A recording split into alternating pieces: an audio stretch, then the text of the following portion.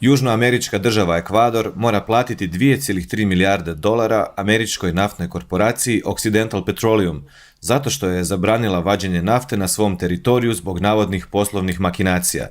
To je samo jedan iz serije upozoravajućih slučajeva dok traju pregovori SAD-a i Europske unije o novom sporazumu o slobodnoj trgovini. Takozvani ISDS, odnosno mehanizam za razrješavanje sporova između investitora i država, koji zapravo privatnim kompanijama omogućava da tuže državu ukoliko procijene da je nekakva regulativa koju je država uvela bi mogla naštetiti njihovim budućim profitima. Iako se za takve sporove formiraju posebni sudovi, Međunarodni centar za njihovo rješavanje nalazi se u Washingtonu i djeluje pod okriljem Svjetske banke.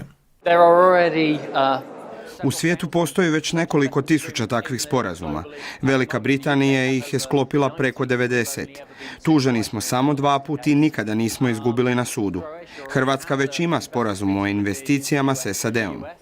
Nama se zakonski neće ništa promijeniti, jer već sada imamo ugovor koji je na snazi. Dakle, može se dogoditi samo da nam se poboljšaju uvjeti i nama kao državi, a i ulagačima na način da budu jasniji odnosi i da ne bi došlo do slučajeva kada bi se arbitraže sudile nekom na štetu, a ne bi trebalo. Kako se ne bi dogodilo da država poput Hrvatske ili Velike Britanije može biti tužena zbog mjera koje su u interesu njezinih građana.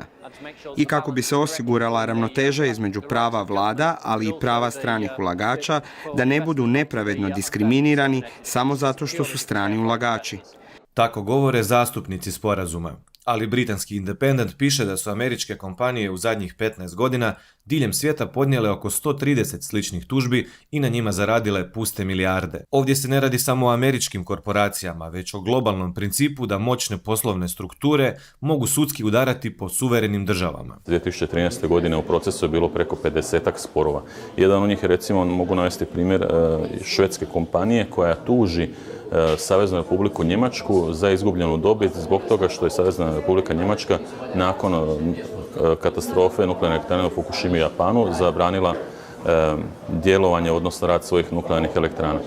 Konkretno, ta znači švedska korporacija potražuje preko 4 milijarde eura odštete od Savezne Republike Njemačke. Sporazumi koji omogućavaju takvu praksu doista postoje u svijetu već desetljećima.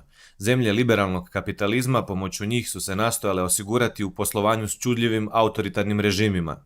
Sada, kada brisanje granica za robe i usluge na zapadu ulazi u novu fazu, korporacije postaju još ravnije državama.